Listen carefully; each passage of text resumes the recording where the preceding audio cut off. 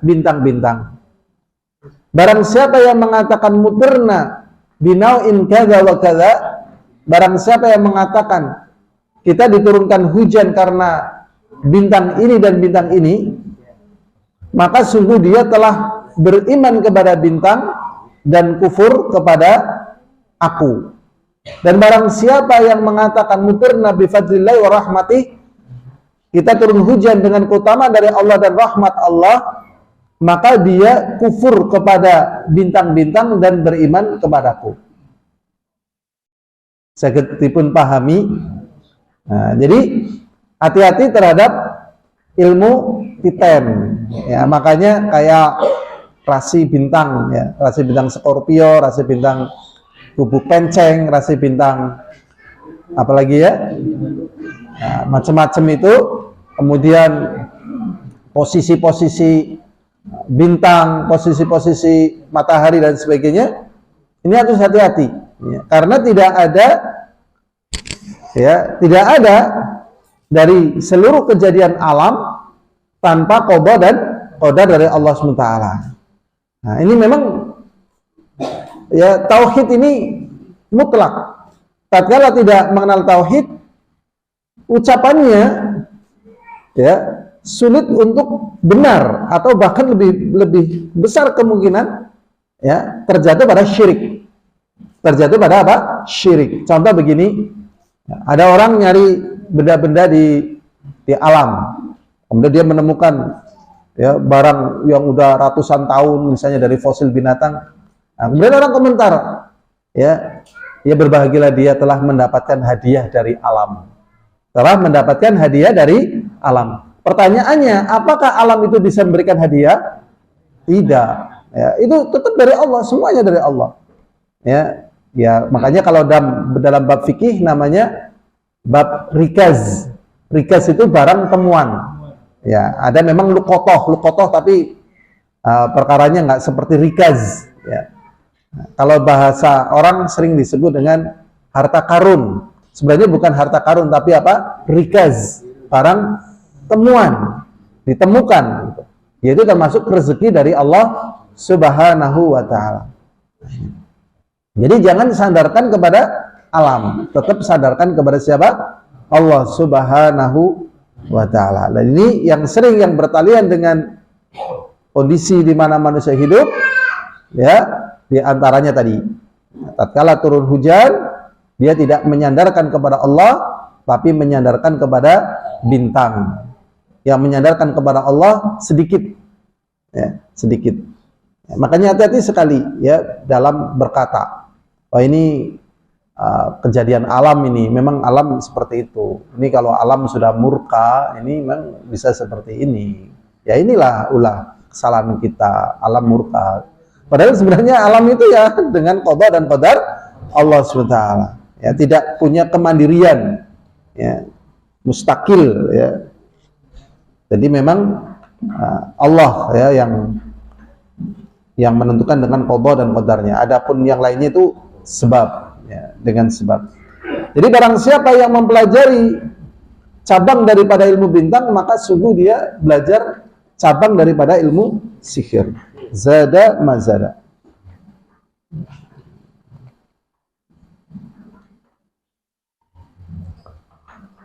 Berikutnya diriwayatkan dari Imam Nasai dari hadis Abu Hurairah radhiyallahu taala anhu,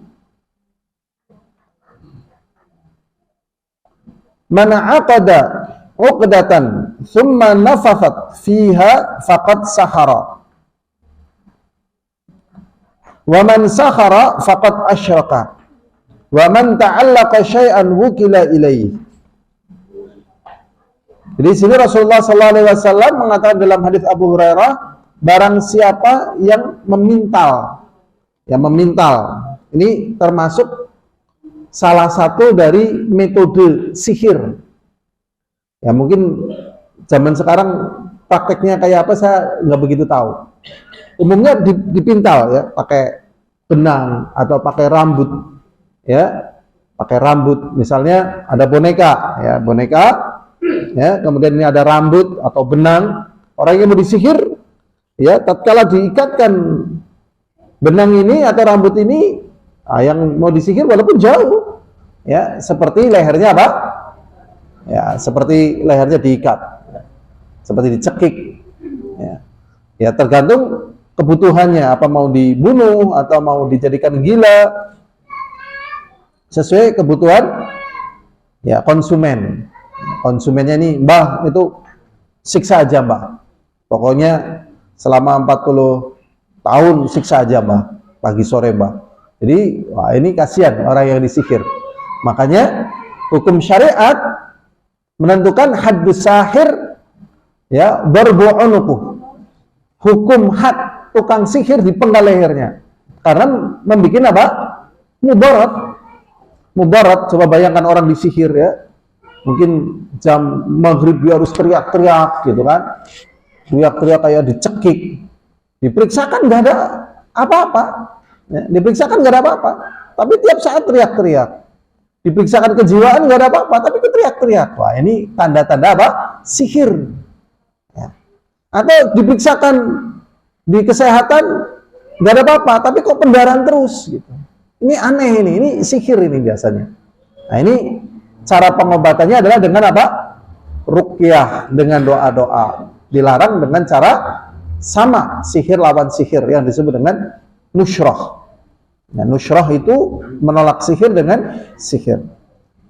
Rasulullah SAW mengatakan, mana aqada uqdatan, barang siapa yang memintal tadi dengan satu pintalan, thumma nafathat, kemudian dia meniupkan fiha, di pintalan tersebut, faqad sahara, maka sungguh dia telah melakukan praktek sihir.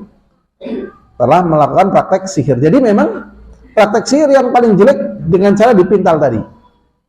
Seperti yang dilakukan oleh Labib bin A'sam. Ya, Labib bin A'sam ini seorang Yahudi. Seorang Yahudi ingin membunuh Rasulullah SAW. Kemudian dia mengambil rambut, entah rambutnya Rasulullah atau rambut siapa yang jatuh, dipintal, ya, di mushtun, disisir, kemudian ditaruh di bawah sumur Dzarwan, sehingga Rasulullah SAW terdampak daripada sihir tersebut. Makanya banyak yang mengatakan Rasulullah SAW itu meninggal dunia sebagai seorang syahid, walaupun beliau mati, meninggal, diranjang, tetapi meninggalnya ini, ya, ulama mengatakan ini diantaranya dampak daripada racun, ya, racun yang diserangkan oleh orang Yahudi kepada Rasulullah SAW. Jadi memang segala cara yang ditempuh oleh orang-orang yang membenci kebenaran. Jadi memang kebenaran itu terasa menyesakkan bagi orang yang belum mampu menerima, berat gitu. Mau dilawan susah, mau dilawan susah, dan tidak mungkin dilawan. Ya. Kenapa kebenaran itu tidak mungkin dilawan? Ya, kalau memang orang-orang yang membela kebenaran itu sudah pada meninggal semua, ya Allah yang akan membelanya. Karena Allah sendiri. Sehingga tidak pernah tenang para pembela kebatilan. Karena dia sejatinya berhadapan dengan Allah. Adapun orang-orang yang kebenaran ya sebagaimana keadaannya. Ada yang meninggal, ada yang meninggalkan gitu. Tetapi Allah yang membela. Nah, akhirnya jalurnya adalah dengan sihir. Wa man sahara faqad asyraka, dan barang siapa yang melakukan sihir maka sungguh dia telah berbuat syirik. Wa man ta'allaqa syai'an wukila ilaih, dan barang siapa yang menggantungkan sesuatu maka tawakalnya itu oleh Allah diberikan kepada apa yang dia bergantung dengannya. Ya. Wa man ta'allaqa syai'an wukila ilaih, dan barang siapa yang menggantungkan sesuatu maka Allah pasrahkan tawakal dia kepada apa yang dia bergantung dengannya. Misalnya, ya misalnya orang merasa yakin dengan dipasang raja jualannya akan laris, maka Allah serahkan kepada raja itu untuk mengurusi urusannya. Misalnya ada orang memakai gelang, ya, supaya selamat dari petaka misalnya, maka Allah serahkan kepada gelang itu untuk mengurusi dirinya. Allah berlepas diri dan Allah tidak mau kepada gelang, kepada kalung, ya, atau kepada apa saja yang diantaranya yang dia gantungkan, ya, yang dia gantungkan. Makanya hati-hati sekali ya, hati-hati sekali menggantungkan sesuatu. Nah, terkadang kaum muslim tidak paham ini ada unsur berbau syirik. Ya, unsur berbau apa? Syirik. Contoh, ya kayak orang naruh kayak semacam kentong gitu ya, semacam kentong gitu kan, bukan kentong, ya semacam kentong nanti tertiup angin. Nah, ya. Ini asalnya dari Feng Shui, pakai keliling-keliling gitu loh. Keliling. Nah, ini nggak boleh. Tujuannya ya untuk musir roh jahat. Musir roh jahat dengan cara-cara seperti itu nggak boleh, haram. Jadi harus tawakal kepada Allah Subhanahu wa Ta'ala. Nah, makanya tatkala orang belum mengenal tauhid, ada aja hal-hal yang berbahaya,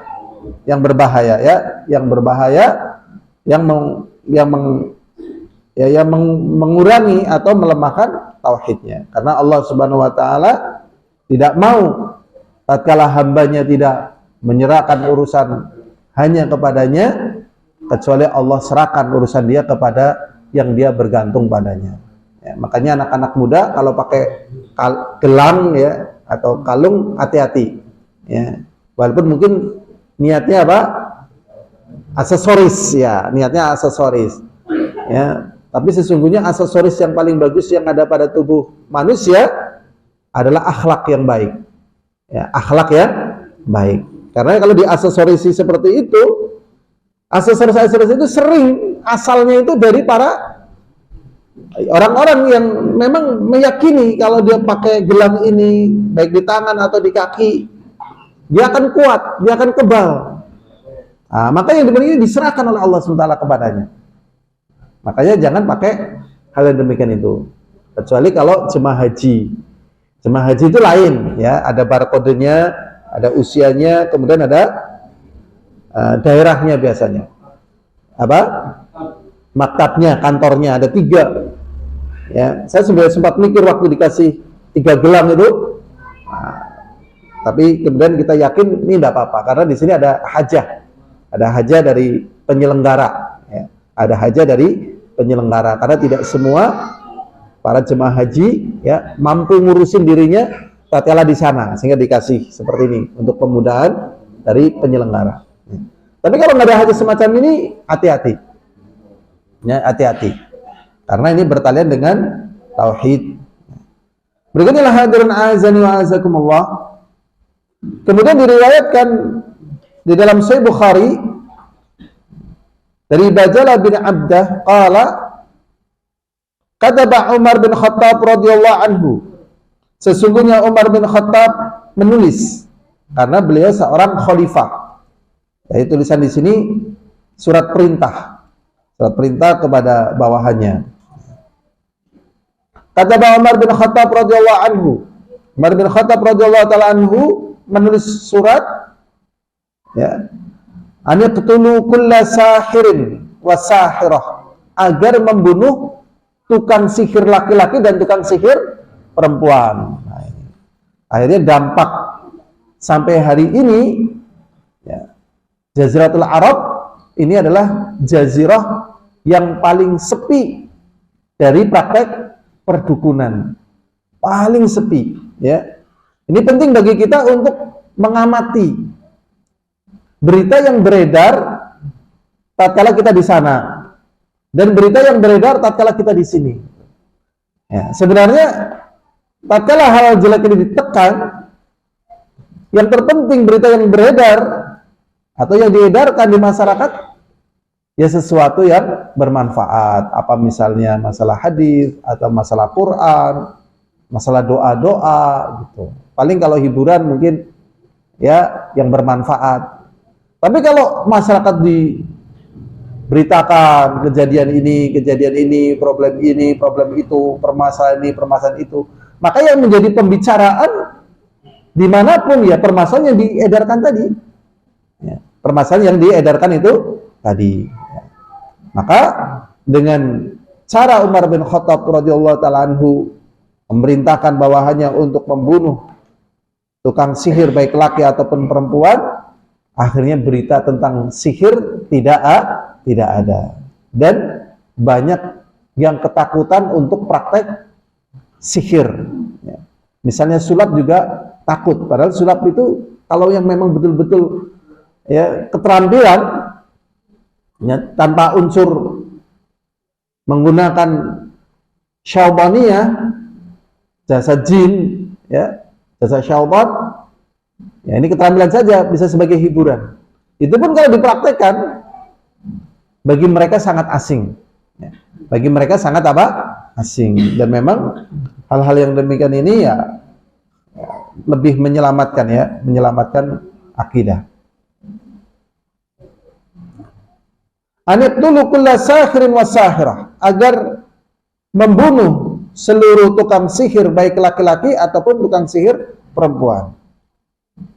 Qala faqatalna thalatha sawahir. Maka ya, Bajalah bin Abdah ini mengatakan kami membunuh tukang sihir. Bahkan di negeri-negeri yang tidak mengenal tauhid, tawakalnya kepada apa? Ada yang kepada onta atau ya sapi, ya kadang kepada sapi. Misalnya ini ya ada padi, ada rumput, ada apa gitu kan. Sapi ini dibiarkan, silakan kamu makan yang mana gitu. Ya mungkin dengan ilmu sihir tiba-tiba sapinya ini makan padi. Waduh, sapinya kalau makan padi, oh ini berarti kemakmuran ini. Ini sapinya kok malah makan yang lainnya. Wah ini ditakwilkan demikian. Para tukang sihirnya sudah berdiri di situ.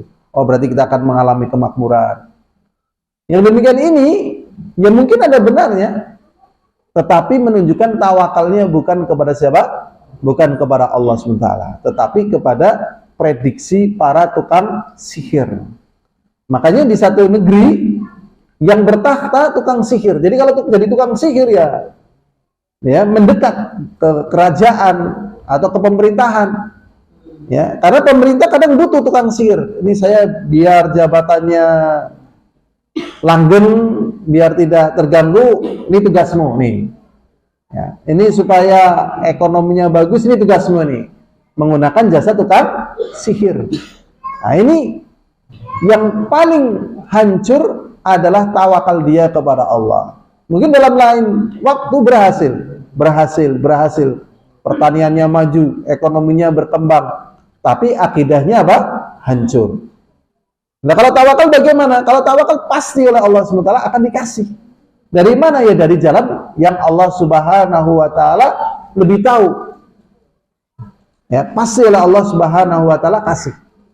Ya, karena Allah sudah buktikan bahwasanya Allah Subhanahu wa Ta'ala mampu mencukupi seluruh kebutuhan hambanya. Alaihissallahu bikafin abdahu, bukankah Allah SWT yang akan mencukupi seluruh kebutuhan hambanya. Makanya tukang-tukang sihir ini kemudian diperintahkan untuk dibunuh. Kalau tidak dibunuh, ya seharusnya orang itu bertanya kepada ulama, kepada orang yang bertakwa, kepada orang soleh, maka dia akan bertanya kepada siapa? Tukang sihir. Bah, anakku lagi meteng tapi kok ya kepriwe ke bah. Bisa nganggulan orana gerakane gitu. Oh, kiye bayi ini dicolong. Bayi ini apa? Dicolong gitu. Memang praktek-praktek sihir ngeri ya. Ya misalnya orang nggak hamil-hamil gitu ya. Orang nggak hamil-hamil, ya. Tukang sihir bisa mengatakan hamil gitu kan. Tiba-tiba kok langsung hamil, dan ada bayinya. Dan ada orang yang hilang bayinya ini. Akhirnya ya peradaban sihir. Kalau dibawa ke medis, ke ahli kandungan, oh ini namanya kehamilan anggur ini harus dikiret, dibersihkan. Memang hamil, udah 9 bulan, tapi kosong ini. Ya, mungkin secara medis bisa seperti itu. Tapi secara sihir, tukang sihir juga kadang melakukan tindakan semacam itu. Ya. Masalah bayi, barang hilang, Bah ki bocah kok bodoh temen bah ya. Oh iya ana sing nempel gitu. Bah aku kok dodolnya dari sepi. Ki ana sing nakal Jadi ada konsultasinya kepada para siapa? Tukang sihir, merusak. Ya, merusak bergantung kepada tukang sihir. Ya. Dan tukang sihir pun melihat pasar. Kalau misalnya pasarnya adalah orang beragama, ya dia akan menampilkan sosok orang yang tahu agama, tapi isinya adalah apa? Sihir. Isinya sihir, artinya bertanya ke situ. Namanya juga nama-nama dengan nama tokoh agama. Waliyadzubillah. Maka di sini akhirnya Umar bin Khattab memerintahkan kepada bawahannya untuk membunuh para tukang sihir. Ya, untuk membunuh tukang sihir, dan akhirnya terbunuh 3 tukang sihir di masa itu. Berikutnya wasahan Hafsah radhiyallahu anha, dan saya juga dari Hafsah bin Umar, semoga Allah meridai keduanya, anna umirat biqatli jariyatin laha, sesungguhnya beliau memerintahkan ya, untuk membunuh atau menghukum dengan hukuman bunuh kepada budaknya Saharatha, yang telah mensihir Hafsah bintu Umar. Nah, jadi sihir ini memang bahasa terkenalnya alus gitu ya. Wah kayak nakal kayak si paten bae cara alus gitu. Karena secara pengadilan itu nggak ada, pengadilan metafisika nggak ada. Sudah pernah laporan delik hukum praktek sihir ke pengadilan? Nggak ada, sulit dideteksi. Bah ye fulan nyihir aku mbah, lapor ke pengadilan, sulit, nggak ada pengadilan metafisika ya, sulit gitu. Medis juga nggak bisa berhadapan dengan dunia metafisika seperti ini, tetapi ini ada, dan dampak-dampaknya ada, dan pengaruhnya ada begitu ya.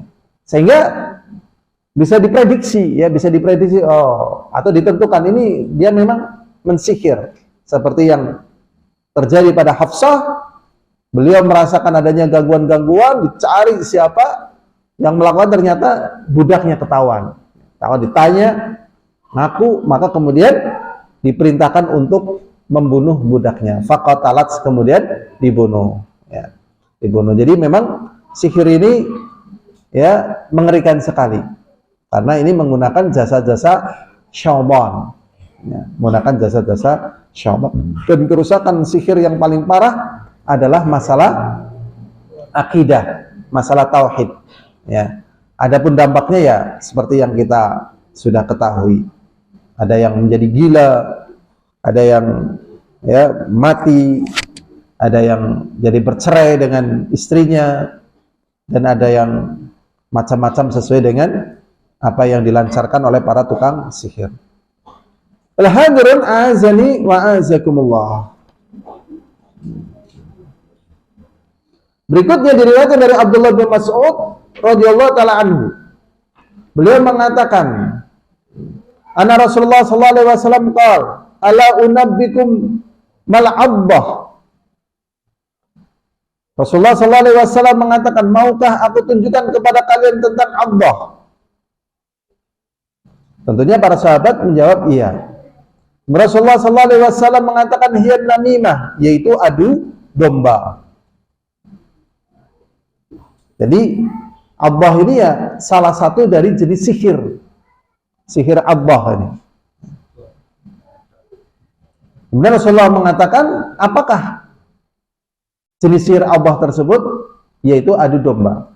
Al-qalatu bainan nas, yaitu ucapan yang dinukilkan dari orang lain, tujuannya adalah untuk merusak.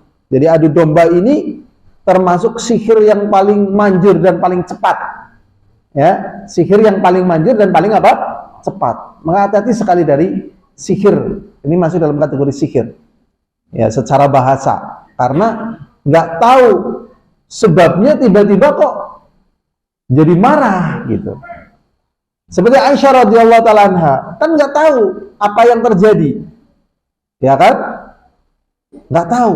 Bahkan beliau menderita karena tertinggal oleh pasukan, kemudian dibawa oleh sahabat Nabi Muhammad SAW yang bernama Sofwan bin Al-Mu'attal radhiyallahu taala anhu.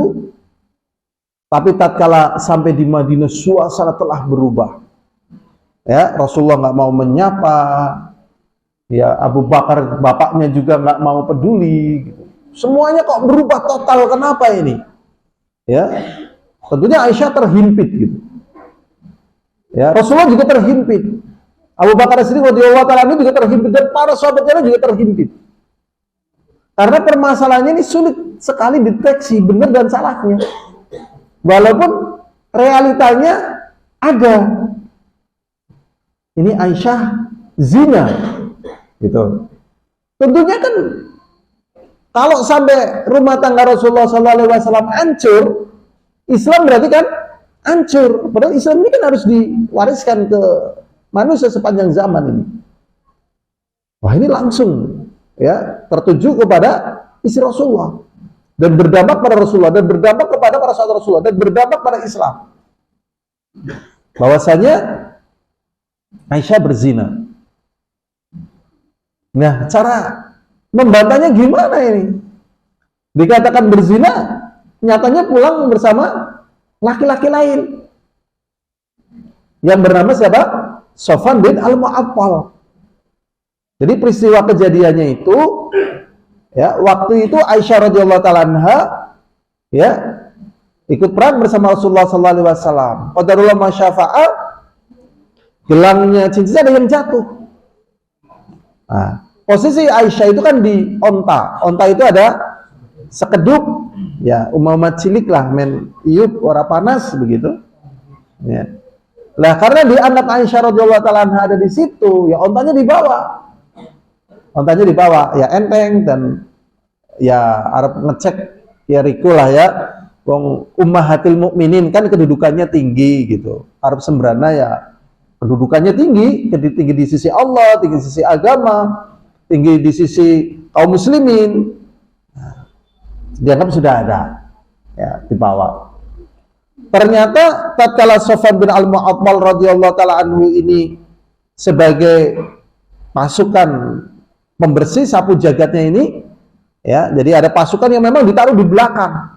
Tujuannya ya mengambil barang-barang yang tertinggal.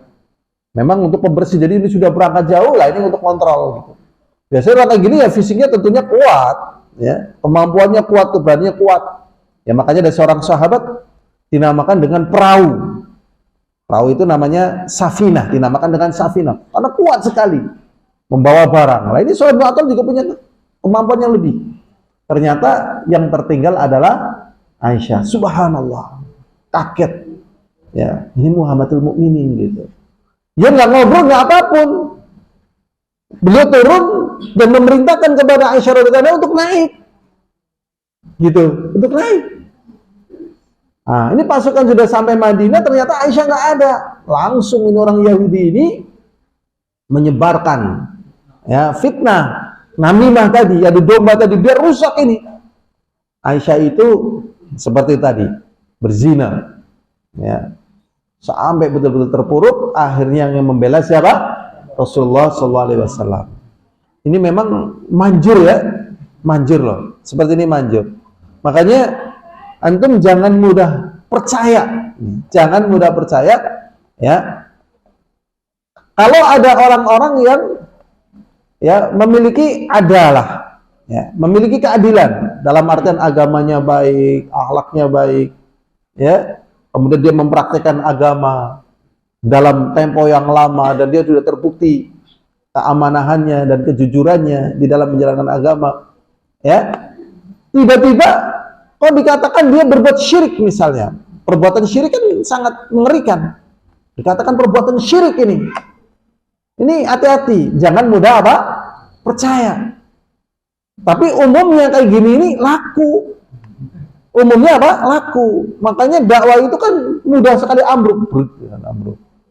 Karena yang diambrukin ini orang yang membawa agama, bubar.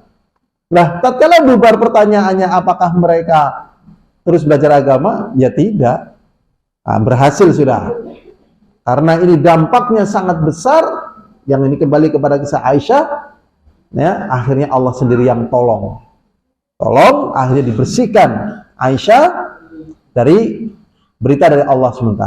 Tapi Rafidhah sampai detik ini mengatakan Aisyah apa? Berzina. Sampai detik ini. Sehingga kalau di Iran ada seorang wanita namanya Aisyah, sembelih sudah. Karena benci sekali, sembelih. Nggak ada yang berani. Padahal dulu di sana adalah negerinya Ahlussunnah. Imam Muslim dari Iran. Imam Muslim dari Iran, bayangkan. Bahkan Iran itu ajam. Ajam itu artinya bukan orang Arab. Tetapi karena orang Iran itu ngomongnya, belajarnya akhirnya pakai bahasa Arab, sehingga dikatakan ya Arabnya orang ajam. Dulu terkenalnya ya dari Faris, Persia, Salman Al-Farisi. Sahabat ada dari Faris. Ya. Tapi sekarang namanya menjadi Iran. Ya. Jadi Iran. Dan banyak orang yang namanya ya namanya misalnya Rozi. Rozi itu artinya apa? Ridho. Ya, ridho kalau bahasa Arabnya ridho, kalau saudara apa? Rozi atau Reza. Ya, Reza itu ridho. Ridho. Teheran, Pohron, ya. Pohron. Nah, ini Iran ini menjadi negeri Rafidhah. Ya, menjadi negeri Rafidhah. Ya. Asbabnya seperti itu, ya, menerima berita-berita yang seperti naudzubillah min dzalik. Jadi ini termasuk daripada sihir. Tadi tentang seorang ulama, ya ini akhirnya diadili, ya diadili. Jadi ceritanya, ya ini tentang misalnya Al-Imam Al-Harawi, dikatakan si fulan ini nyembah patung gitu. Ya, akhirnya dicek, ya dicek, ternyata betul. Di sajadahnya ini dikasih semacam ya benda-benda lah seperti patung kayak gitu. Dicek, lah ini ada, oh iya betul dia menyembah patung. Dia berkata subhanallah, nggak mungkin ini terjadi, ini fitnah ini. Akhirnya dibawa ke pengadilan. Nah ini ulama-ulama ini diadili, ya.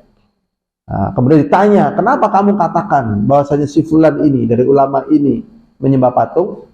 Dia jawab, li ishtiharihi, karena si fulan ini sangat terkenal ya keilmuannya di bidang ilmu fikih, di bidang ilmu agama. Karena saking terkenal, dia juga ulama, kalah apa? Kalah pamor. Biar pamornya jatuh, caranya dengan apa tadi? Namimah tadi, dengan fitnah tadi. Jadi fitnah yang paling dahsyat, ya, sihir yang paling dahsyat di antaranya adalah apa? Fitnah tadi, namimah. Nah, kenapa kamu bisa seperti itu? Ya karena keterkenalan dirinya. Ya, karena dirinya terkenal, iri. Waliyadzubillah. Makanya di sini ya hati-hati terhadap fitnah. Ya, karena memang fitnah ini keadaannya seperti tadi, ya. Keadaannya seperti tadi, seperti misalnya fitnah tentang Aisyah. Kan sulit loh. Ya, diberitakan zina, ya kan? Nyatanya ada semacam hubungan korelasi ini kok bareng gitu, ya. Cuman buktinya nggak ada, tapi nggak ada yang lihat. Tapi kok semacam seperti ini, Aisyah juga nggak bisa menolak, ini gimana ini? Ternyata Allah sendiri yang membela, sehingga ya terkuak bahwasanya itu adalah dusta. Berikutnya, walihuma an Ibnu Umar radhiyallahu anhuma anna Rasulullah sallallahu alaihi wasallam qala, inna minal bayani la sikhra. Ini kemarin sudah kita bahas. Rasulullah SAW mengatakan sesungguhnya di penjelasan itu terkandung di dalamnya adalah sihir. Inna minal bayan la sikhra. Sesungguhnya dari penjelasan-penjelasan itu adalah sihir. Sihir maksudnya secara bahasa. Secara bahasa, ya, sihir secara bahasa. Jadi para ulama menjelaskan kalau memang untuk menjelaskan kebenaran maka ini boleh. Tetapi kalau ini untuk kebatilan, maka ini tidak boleh. Ya, maka ini tidak boleh. Ya, jadi ternyata orang bisa menerima kebatilan, ya, menerima kebatilan tatkala diajarkan terus-menerus, ya, dengan tekun, dengan telaten. Kemudian kebatilan itu diyakini menjadi satu apa? Kebenaran. Diyakini satu kebenaran. Sehingga tatkala ada orang yang mengingkari kebatilan, dianggap dia mengingkari ya kebenaran. Dan tatkala dia tidak mau mengerjakan kebatilan, dia dianggap telah meninggalkan kebenaran. Ya seperti permasalahan-permasalahan yang sudah sering kita singgung ya. Sudah kita singgung ya. Nah, tentang masalah ya banyak sekali ya, ada weton, ada tatoyur, ada tempat, ada jimat, ada pakaian gitu ya. Ada hari tertentu. Ya, ada hari tertentu, ada waktu tertentu, ada orang tertentu, ada tanaman tertentu, ya. Nah, ini diyakini, ya ada benda tertentu, misalnya untuk menolak gangguan sihir, ya. Kalau sihir di depan rumahnya ditanam pohon bambu kuning. Nah, dulu saya jualan tanaman hias, sehingga tanaman saya macam-macam. Lah, diantaranya saya nanam bambu kuning untuk hiasan. Kenapa? Oh, palem merah ada, jadi komplit ya. Nah, ternyata ada orang mau magang, ya, magang lurah, gitu kan? Dia minta bambu kuning. Nah, wah, sudah setelah kejadian itu, udah akhirnya kita buang itu, ya, bambu kuningnya kita buang. Ya, katanya ini untuk menolak bala. Nah, ini nggak boleh. Paling jelas batil. Atau misalnya tanaman tertentu dianggap ya itu tempatnya syaitan. Seperti misalnya pohon serut. Nah, makanya pohon serut yang tua itu nggak boleh dibedul itu. Ya, pohon serut. Ini pohon serutnya umurnya berapa ini? 300 tahun ini. Ya. Kenapa? Ya, ada di daerah mana itu ada pohon serut katanya 300 tahun besar itu. Karena pohon serut itu semakin besar harganya mahal, ya kan? Walaupun sekarang tetap mahal, ada yang 40, ada yang 60 juta, ya. Nah, coba kalau kita dapat pohon serut yang besar, yang seginian itu, biasanya nggak boleh dibedul, ya, karena di situ banyak yang tunggu, gitu. Kenapa? Pohon serut sebenarnya mudah ditanam ya, jadi ada tekniknya, jadi bisa. Tapi keyakinan syiriknya ini menjelma. Dan memang terkadang syaitan itu memang memunculkan gitu ya. Memunculkan sesuatu kepada manusia. Kisah nyata ya, teman-teman yang suka nyari pohon serut. Satu ketika tatkala pohon serutnya difoto gitu ya. Itu betul-betul ada penampakan. Ya, ada betul apa? Ada penampakan di situ. Ada syaitan yang ikut. Ya, apa? Enggak bohong kan betulan. Ada penampakan ya. Nah, yang demikian ini bukan berarti ya. Kemudian manusia terbawa pada perkara tersebut. Kenapa? Karena ya Allah Subhanahu wa taala yang menentukan apakah ini akan membuat mudarat atau tidak membuat mudarat begitu. Jadi kita jangan kemudian ya dengan upaya syaitan memalingkan manusia dari tauhid di pohon tertentu, di tanaman tertentu, di binatang tertentu, kemudian menganggap hal yang demikian itu memiliki kekuatan ya. Jadi kalau memang mau ditebang, tebang aja ya, mau tebang aja nggak apa-apa ya.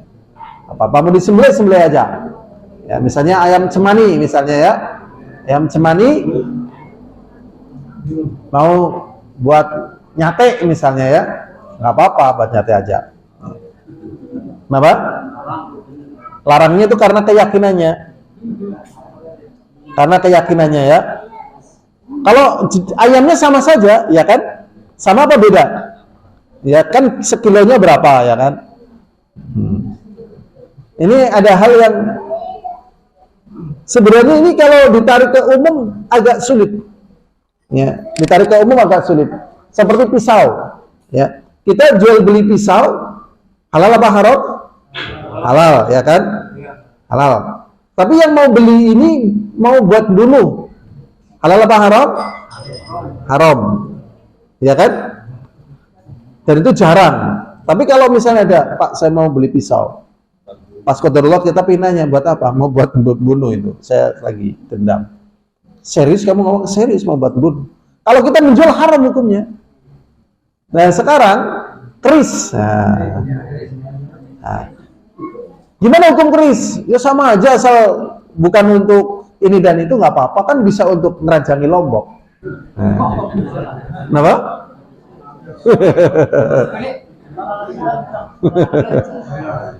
Kan pada baik karo peso ngerajangi lombok. Gitu. Kenapa kata-kata ini saya munculkan? Ya, dengan qada dan qadar Allah, saya mendapatkan 3 warisan keris loh.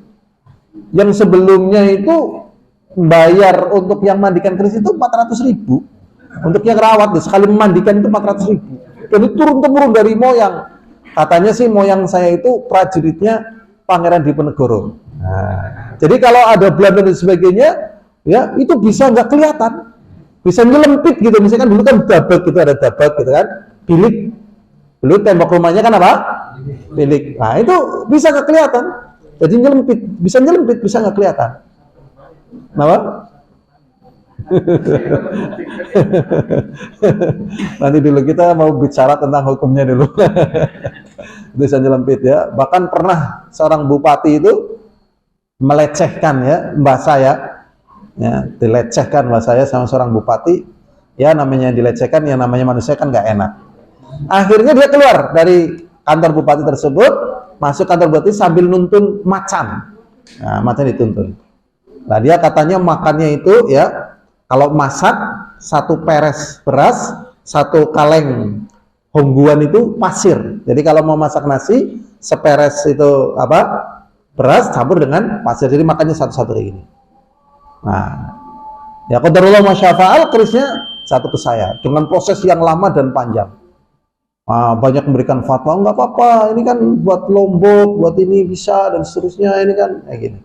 Sekarang ini keris punya khas atau punya sesuatu yang umum seperti peso gitu kan. Peso kan bisa ngerajangi lombok, bisa ngomong kangkung, kena nyembelih pitik gitu. Sama atau punya kekhususan keris ini? Khusus. Nilai apa? Magisnya gitu loh.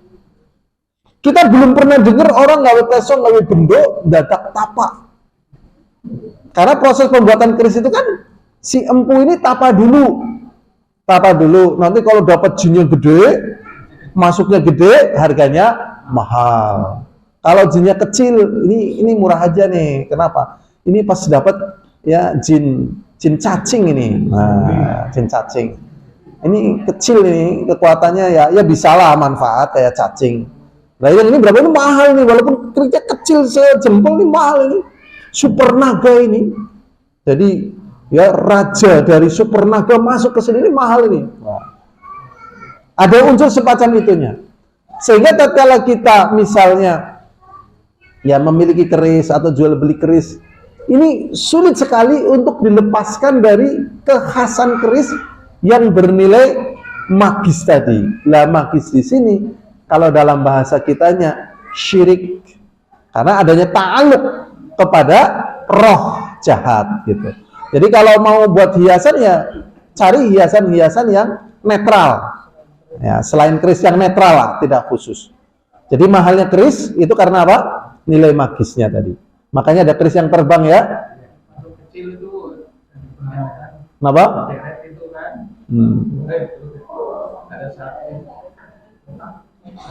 Ya.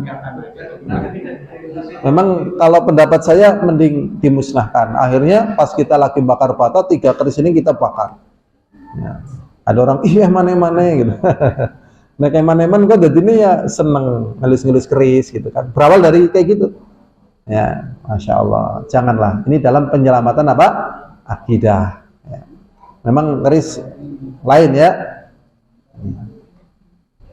Kayaknya ini saja yang bisa kita sampaikan. Semoga ada manfaatnya ya, sehingga kita ya mohon kepada Allah ya memiliki kekuatan yang kuat, tawakal kepada Allah. Jadi Allah itu sudah ya cukup di dalam mengurusi hambanya. Makanya Allah mengatakan wa may yatawakkal 'ala Allah fahuwa hasbuh. Barang siapa yang menyerahkan urusannya kepada Allah, Allah yang mencukupi. Sehingga nggak perlu ya jimat, ya sihir, atau daya linuih itu nggak perlu, tapa gitu nggak perlu, tirakat nggak perlu, ya tirakat dan seterusnya nggak perlu. Ya sederhana lah, sederhana aja, sederhana, ya sederhana aja.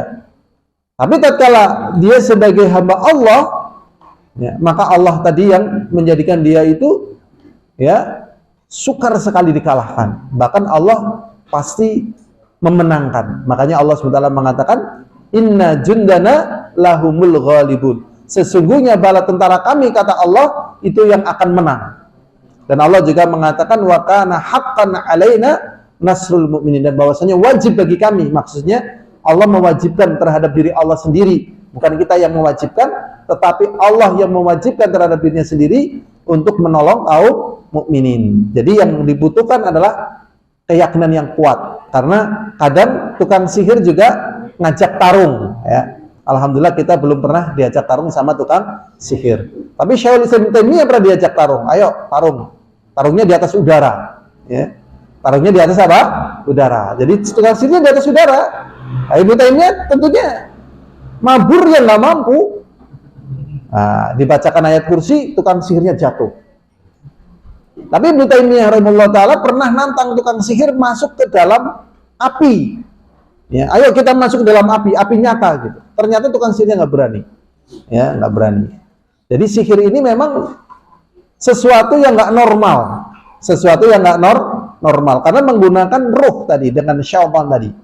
Sehingga tatkala dia nyadar dalam posisi normal, sihirnya nggak berjalan, nah ini ketakutan di sini. Sedangkan orang-orang yang beriman kepada Allah, bertawakal kepada Allah, yakin pasti Allah apa? Menolong.